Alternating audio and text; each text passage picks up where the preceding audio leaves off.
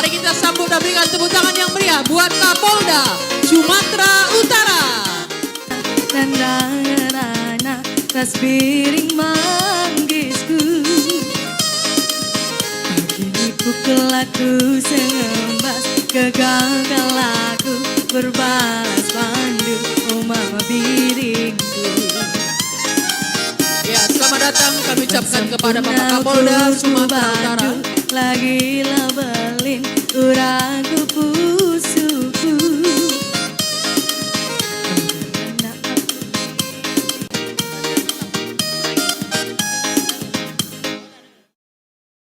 Kita dengarkan bimbingan dan arahan oleh Kapolda Sumatera Utara. Kepada yang terhormat Bapak Irjen Polisi Agung Setia Imam Effendi SH SIK MSI kami persilakan.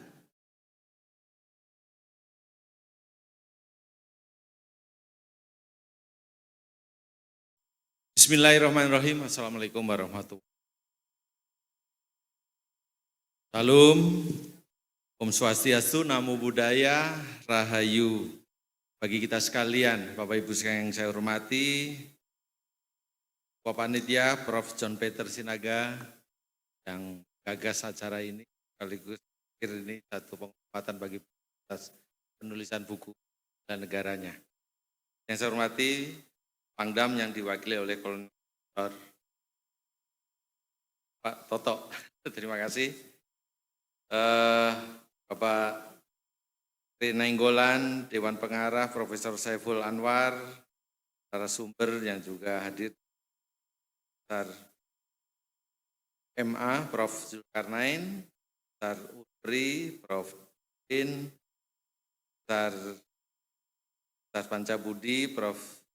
Jasmira, Unika, Prof. Elizabeth, Dekan Universitas Kesehatan, Dr. Felix, dan seluruh peserta KBNI, mahasiswa Magister Kesehatan Masyarakat Deli Usahada, beberapa tokoh masyarakat di sini, Pak Pandowo, dan teman dan Bapak Ibu sekalian yang menyempatkan waktu di hari libur untuk bedah buku. Satu hal yang luar biasa. Pertama-tama tentu saya ucapkan selamat atas dan buku ini. Kiranya buku ini menjadi acuan bagi kita semuanya untuk menanamkan karakter bangsa. Karena kita tahu bahwa bangsa ini tidak ada nilainya kalau tidak punya nilai itu sendiri. Tidak punya karakter kalau tidak punya. Dan kita sedang menata itu semuanya, dan merdeka 70 tahun tidak berarti otomatis nilai kita akan tertanam seperti orang-orang karena umurnya menjadi lebih wise, lebih bijaksana. Tidak serta-merta seperti itu. Ini adalah masyarakat, kumpulan orang yang tentu harus ada proses, ada dari waktu ke waktu ada penataan. Bahkan yang paling utama dari proses penataan dan bangunan karakter itu konsisten. Jadi saya tidak bisa mengharap kalau kita mohon maaf, pagi sore tempe ya. Pagi dele sore tempe. Tidak bisa, kita harus konsisten dalam satu penataan. Kita adalah bangsa Indonesia yang sudah memiliki sejarah, memiliki budaya dan banyak hal yang kemudian kita sebut itu sebagai karakter bangsa. Tapi saya juga ingin lihat bagaimana dalam proses pembangunan karakter yang seperti apa. Apakah kita harus masuk ke camp militer untuk dan punya karakter? Apakah kita harus masuk ke camp polisi dan punya karakter? Kita membangun karakter dari dinamika kehidupan kita sehari. Hari ini begitu sulit kita. Apabila kita tidak memiliki karakter, maka tentu kita bisa melihat dan luntur, kemudian kita hilang. Bagaimana kita sudah juga rasakan bahwa saat ini mungkin kita juga bisa merasakan penurunan karakter kita. Sebagai bangsa Batak mungkin antara ini, kita coba lihat. Apakah kemudian karakter Batak ini dan hidup Itu kita juga bisa melihat apakah kemudian itu ada hal-hal yang membuat maju dan ada hal-hal yang membuat mundur.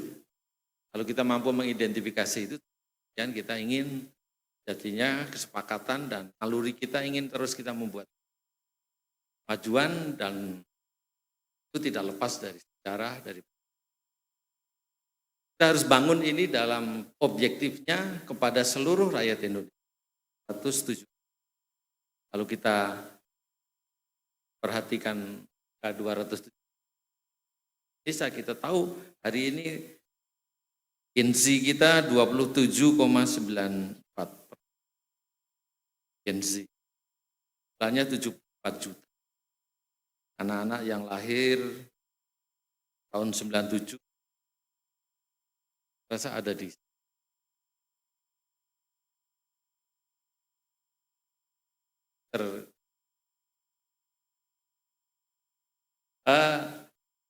kita harus teruskan, kita harus wariskan karakter bangsa kita.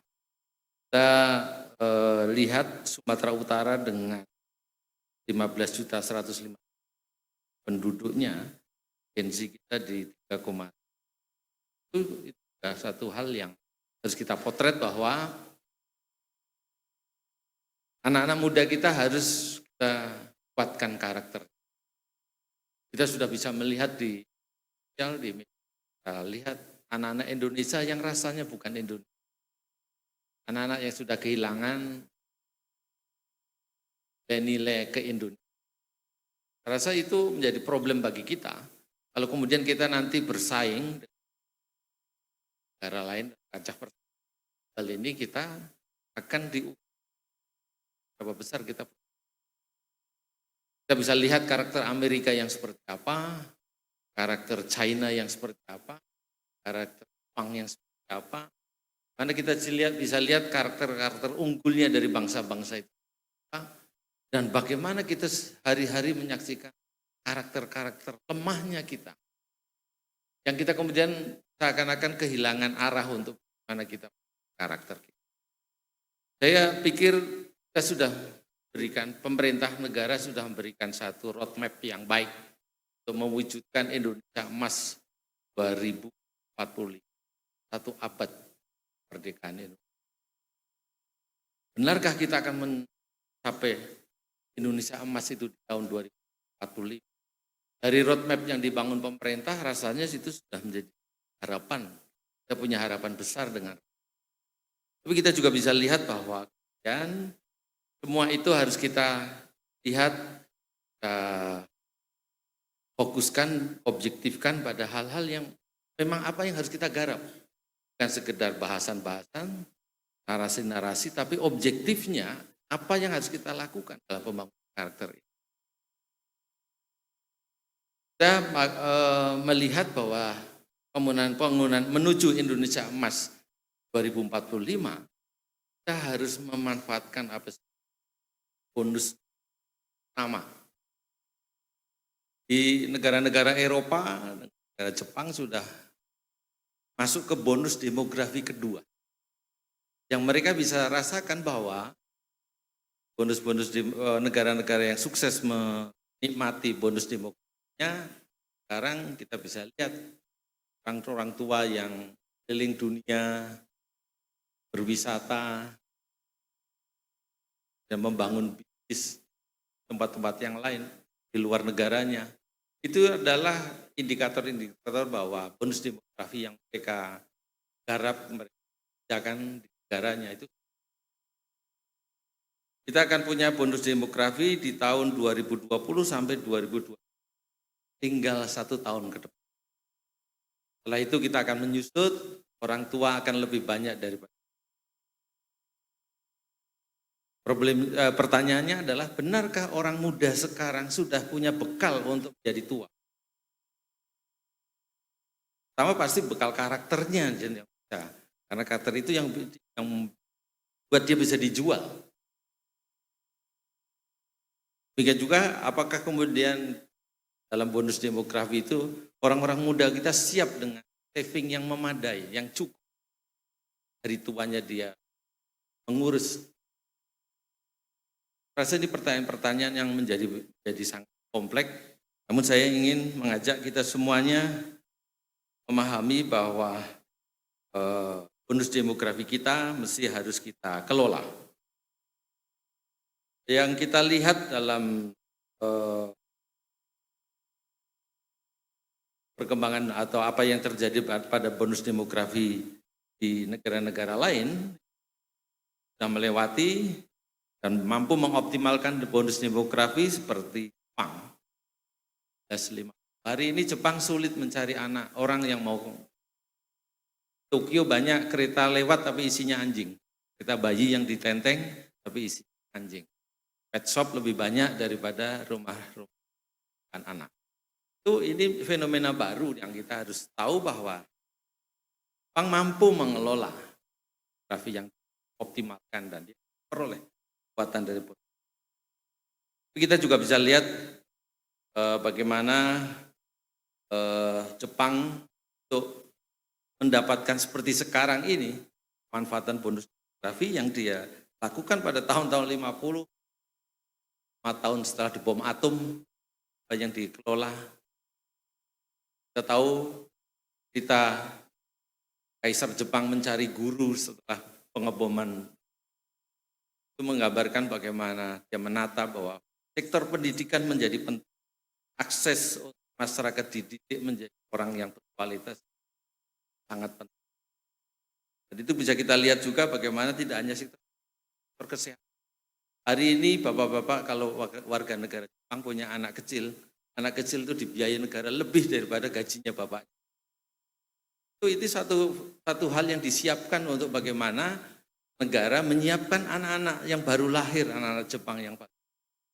Dan itu program negara yang kemudian dinikmati. Dan juga dari sektor ketenaga kerja. Teknologi yang dimiliki Jepang, dia punya musuh dan Korea, ya bagaimana dia eksis. Jaga kualitas. Kita tahu tenaga kerja terampil dari Jepang memiliki karakter yang beda dengan negara-negara. Dan juga pengolahan orang-orang di sana dikelola sedemikian rupa. Berdayanya, sistemnya, kita bisa merasakan ketertiban seluruh negeri Jepang itu sangat baik. Kepolisian Jepang saat ini memamerkan keberhasilan prevention, pencegahan kejahatan. Itu satu hal yang kemudian di seluruh kepolisian di dunia sedang belajar itu bagaimana kita ke depan bukan pada penegakan hukum yang dikedepankan, tapi pencegahan yang harus kedepankan dengan berbagai macam upayanya. Dan itu tentu kita melihat karena penataan yang baik, karakter bangsanya, masyarakatnya yang baik, kemudian membuat semuanya bisa berjalan. Tapi bagaimana dengan negara-negara yang gagal memanfaatkan bonus demografi, ya Brasil dan negara-negara lain kita bisa lihat karena ya sebabnya bisa kita lihat, akibatnya apa? Ketika kemudian tidak mampu mengalokasikan sumber daya yang cukup untuk penyediaan akses ke pendidikan, utamanya tadi kan infrastruktur, kesehatan, dan penyediaan lapangan. Kita menuju Indonesia emas, jadinya juga tidak jauh daripada. Karena kita menyiapkan bonus demografi ini di tahun 2045. Tentu tadi penyiapan pendidikan, kesehatan, infrastruktur, lapangan pekerjaan. Ini menjadi program pemerintah dan tentu kita harus sadar kenapa ini program ini harus kita dukung. Kita memang dalam sistem kenegaraan kita mungkin berbeda dengan negara lain ya, tapi saya yakin semua negara dalam sistem kenegaraannya itu ingin membuat masyarakatnya sejahtera. Dalam proses mewujud sejahtera ini, mohon maaf, tentu ada yang harus kita lepaskan. Kita harus punya kesadaran bersama bagaimana dalam karakter bangsa ini untuk menata, mengklasifikasikan, kemudian mengelola demokrasi ini seperti apakah demokrasi yang kemudian kita hanya mendengarkan yang teriak paling keras itu yang kemudian kita dengar? Atau teriak yang paling logis, yang paling punya dasar, referensi dan punya argumentasi yang benar dalam konteks logis dan aspek-aspek ilmiah dan lainnya, itu yang kemudian kita terima, atau hanya yang keras saja. Itu ini yang akan membawa ke pendewasaan bangsa Barat yang juga demokratis dalam tata kendagaraannya. Mereka sudah melewati itu. Kemudian ya tentu kita akan menjadi sangat, kita lihat bahwa pengelolaan ini harus dilakukan oleh orang-orang yang punya kapasitas. Punya kapasitas untuk menata ini. Dari itu karakter seorang pemimpin, akses pada kekuasaan, punya proses pembangunan jadi penting. Kita akan sebentar lagi kita akan pilkada, baik itu harus kita dorong bagaimana orang-orang yang punya karakter yang satu wilayah untuk banyak. Kita juga harus objektif bahwa tidak semua pertanyaan itu jawabannya 100. Tapi siapa yang bisa jawab 100, kita harus angkat top. Maaf kalau jawabannya ada yang masih 70, Anda masih 4 apresiasi. Tapi kalau yang sudah sempurna 100, harus kita. Ini agar kemudian kita terbangun dalam kita, bangsa ini, bangsa yang kemudian mampu mendorong orang-orang hebat, pemikiran-pemikiran hebat, yang kemudian mampu merubah. Bukan sekedar pikiran-pikiran perubahan, tapi pikiran-pikiran hebat yang berkualitas. Masyarakat Jepang selalu mengatakan saya adalah pengguna produk terbaik. Jadi kalau suatu produk tidak baik, saya nggak mau pakai. Kita bisa lihat kalau kita beli barang-barang dari Jepang, beli di Indonesia lebih murah daripada beli di Tokyo. Kenapa? Di Tokyo kualitasnya pasti baik. Karena mereka ingin membuat produk yang saya punya pengalaman dalam Satgas Pangan Nasional pergi ke Jepang untuk melihat bagaimana Jepang memenuhi kebutuhan berasnya. Terwujud swasembada beras di Jepang dengan jumlah luasan lahan yang sangat minim, tapi mampu memberikan beras untuk seluruh warga Jepang. Karena mereka punya prinsip. Dan disepakati oleh semuanya, orang Jepang hanya akan makan beras yang ditanam di Jepang. Apakah tidak punya konsekuensi? WTO memberi sanksi kepada Jepang, dia tidak mau impor beras. Tiap tahun Jepang mengimpor beras atas sanksi WTO, tapi beras itu diolah di pelabuhan jadi makanan-makanan olahan yang kemudian diekspor lagi. Sehingga petani dan semua produk dari Jepang tetap menjadi produk. Hanya masyarakat Jepang hanya mau makan beras yang Ini juga menjadi hal yang menurut saya perlu kita naik bahwa ingin mendapatkan yang terbaik dari bangsa ini itu harus kita miliki. Kita harus ingin mendapatkan ulos terbaik yang diproduksi di Batak ini. Saya bagian. Karena saya lihat sekarang ada ulos yang sangat pemenuhan kebutuhan saja atau saya rasa sebagai orang Batak mesti harus punya, dan itu diproduksi di sini.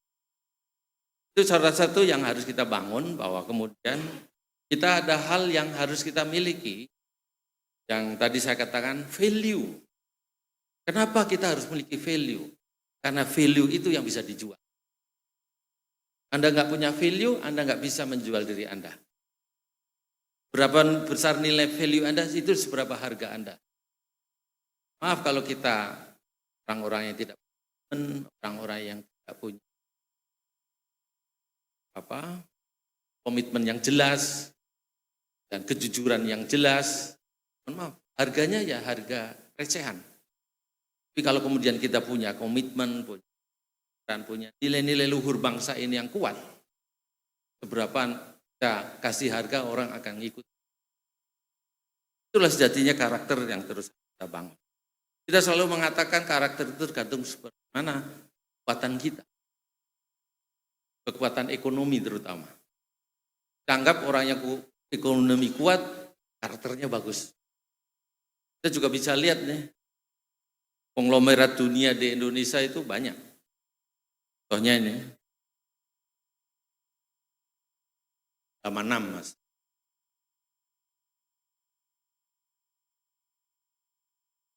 Nyonya Menir itu kita tahu dulu, nenek kita melahirkan pasti punya. Tapi kalau kita tanya sekarang Nyonya Menir di mana? Ya, juga konglomerat di luar sana. Cornelis Vanderbilt, generasi ke-6-nya sudah habis. Dan keluarga Strauss, ke-5 sudah. Artinya kekuatan ekonomi bukan berarti akan membangun karakter yang kuat untuk bisa jaga dan bertahan jadi orang. Itu harus dibangun melalui bagaimana peran orang. Kita semuanya, saya selalu disebut kalau ketemu, saya ingin menghadap Pak Kapolda. Kadang-kadang saya juga menghadap dua anak saya untuk mengatakan, dua anak saya, Bapak Ibu adalah orang tua. Tahan. Orang tua. Lanjut. Orang tua yang kaya saja tidak menjamin, orang tua yang tidak paham sebagai orang tua juga tidak akan mampu membangun anak-anak. Pola pendidikan yang tidak tepat, kita rasakan. Hari ini kalau kita pergi park atau point square, ibunya, anaknya, bapaknya, makan yang dilihat HP-nya. Sudah asik. Teknologi yang sudah diciptakan oleh kita, yang tentunya kita nggak tahu apa itu ada manfaatnya. Kemudian kita menanamkan nilai-nilai yang keliru. Bahwa anak itu dan harus mendapat proteksi yang berlebihan.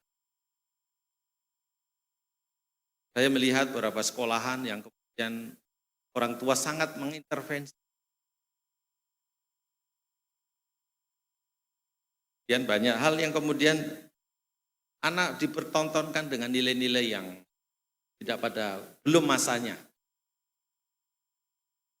Saya bisa melihat bagaimana maunya masyarakat Jepang. Sampai SMA itu tidak ada pelajaran khusus tentang komputer. Nah, saya bikin bagaimana nilai agama menjadi sangat penting. Dia harus hormati orang lain. Dan dia harus patuh pada nilai sosial. Bahwa sebagai orang Batak harus bagaimana menghadapi orang-orang generasi seniornya. Tata kelola adatnya harus dia patuhi seperti apa. Dan itu saya rasa harus kita hidupkan tidak hanya di bangsa dan etnis.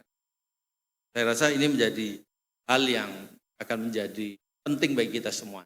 Dan bagaimana kita mengelola sekarang dalam pembelajaran etika, dalam pembelajaran karakter ini, tidak seperti kita beli paket pulsa, otomatis dapat dan bisa kita gunakan. Tapi harus satu melalui proses yang hukum. Cara-cara kita mendidik anak dengan cara yang tidak tepat seperti arogan, kita nggak bisa. Kali anak kita tidak terima, dia punya pilihan yang lain. Temannya, HP-nya, banyak pilihan lain. Menggantikan orang tua. Itu humanis ini harus kita bangun seperti apa? bangun mulai dari diri. Bahwa kita paham bahwa hidup ini adalah dijalankan melalui keyakinan-keyakinan hidup. Keyakinan ini dibangun dari apa? Dari apa yang kita jalani dalam hidup. Bahwa keyakinan itu, selama keyakinan itu berhubungan dengan pemenuhan kebutuhan, maka itu akan menjadi apa sebenarnya? Bagi orang Batak tidak menghargai opung, tidak menghargai hula-hula, pasti akan kehilangan Bataknya. Dan itulah yang kemudian menjadi keyakinan bahwa saya harus hargai hula-hula. Dan tentunya juga harus kita belajar bagaimana hula-hula juga harus menghargai orang lain. Maka kita harus bangun satu nilai baru bagi bagaimana raja. Satu hal yang menurut saya penting untuk membangun supaya kita menjadi besar. Tidak ada yang didahkan, tidak ada yang kehilangan. Kemudian kita bisa membangun bahwa kita saling melayani satu sama lain akan membuat kita punya kualitas, kita menjadi tempat yang, Sumatera Utara ini menjadi tempat yang disukai, mati oleh. Itu hal yang perlu untuk pariwisata, pengembangan investor dan sebagainya. Bagaimana investor mau jalan, mau masuk ke sini? Kalau kemudian baru masuk ke gang aja sudah hilang. Bagaimana kita mau bangun pariwisata? Kalau jeruk di Parapat itu, apa yang ada di depan sama yang dibeli nanti isinya beda. Tentu itu harus kita kelola. Kalau kita akan bangun, kita mesti. Dan saya juga baca bagaimana riset di kita yang meneliti tentang masyarakat sekitar Danau Toba. Yang salah satu rekomendasinya adalah masyarakat sekitar Danau Toba tersenyum. Itu menjadi hal yang tentu harus kita. Bagaimana karakter kita yang memang mungkin sulit tersenyum, hari ini pelan-pelan kita mulai bisa tersenyum. Kelihatan giginya dulu lah. Kalau belum dari hatinya, giginya sudah kelihatan. Tapi itu proses harus berlangsung terus-menerus. Itu bukan hal yang mudah. Karena masyarakat yang tidak tersenyum itu juga punya argumentasi. Ini yang tentu perlu kita kelola, karena itu menjadi hal kita bersama bahwa kemudian Sumatera Utara harus maju. Maju dari aspek apa? Saat ini kalau maju hanya dari aspek argumentasi saja. Kita harus maju dalam daya, ikan, harus maju. Itu kita harus wujudkan itu dan saya yakin itu hal yang bisa. Kepolisian akan terus menjadi bagian dari masyarakat Sumatera Utara, akan berikan yang terbaik, pelayanan, perlindungan, pengayoman, dan penegakan hukum yang paling baik untuk masyarakat Sumatera. Jadi tentu kami tidak menggunakan hukum sebagai solusi utama. Itu adalah ultimum upaya-upaya yang sudah kita lakukan dan coba mengambil langkah-langkah prevention, pencegahan sampai hal yang terbaik. Kalau tidak bisa harus dengan penegakan hukum. Maaf, hukum harus kita. Hukum ini juga tidak berjalan di ruang hampa atau di karpet merah yang para pelaku-pelaku, penjahat-penjahat hukum, tukang olah, tukang tikungan, ya, pembalap tikungan, itu tahu bagaimana trik-trik hukumnya itu harus dikelola. Dan tentu kami juga terus belajar untuk mencegah itu. Supaya hukum ideal tidak hanya dihadapi oleh kepolisian, tapi juga oleh jaksa penuntut, juga oleh hakim yang akan berikan putusan yang adil. Itu harus kita jaga. Inilah kehidupan, inilah penegakan hukum dalam konteks ini. Dan saya harap kita semua menjadi bagian masyarakat untuk tadi menjadi masyarakat yang berkualitas. Karena karakter kita adalah karakter yang. Dan kita harus bisa menunjukkan dalam berbagai macam survei bahwa peningkatan kemajuan itu nyata. Bonus demokrasi harus kita kelola sedemikian rupa supaya pengangguran itu ada salurannya. Bagaimana sektor kesehatan itu mudah diakses, bahwa BPJS itu tidak berlama-lama dalam prosesnya. Demikian juga pendidikan. Saya rasa Medan ini kota yang sangat ideal. Sarana untuk riset pendidikan sangat terbuka. juga saran-saran yang akan mendukung bagaimana bonus demografi ini akan dikelola menjadi Indonesia 2024 menjadi. Demikian dari kami, terima kasih, semoga ini bermanfaat dan saya mohon maaf apabila ada hal-hal yang tidak berkenan di Bapak Ibu sekalian. Sekian, wabillahi walhidayah, wassalamualaikum warahmatullahi wabarakatuh. Mohon kepada Bapak Kapolda untuk masih berada di tempat karena akan dilaksanakan acara penyerahan cenderamata oleh Ketua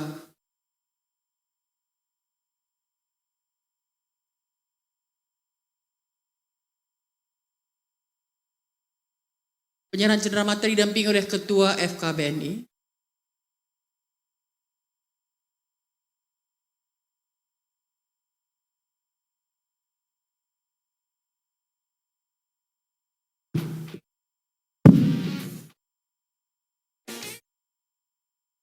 Seluruh panitia mengucapkan terima kasih atas bimbingan arahan yang telah diberikan oleh Bapak Kapolda Sumatera Utara. Acih bersunting bunga sena pergi ke rumah Bapak Kurawa. Bimbingan arahan Bapak Kapolda begitu sempurna, disampaikan dengan santun dan penuh wibawa. Selanjutnya mohon berkenan Bapak Kapolda menandatangani sertifikat pertanda kegiatan seminar hari ini ditandatangani secara resmi oleh Kapolda Sumatera Utara.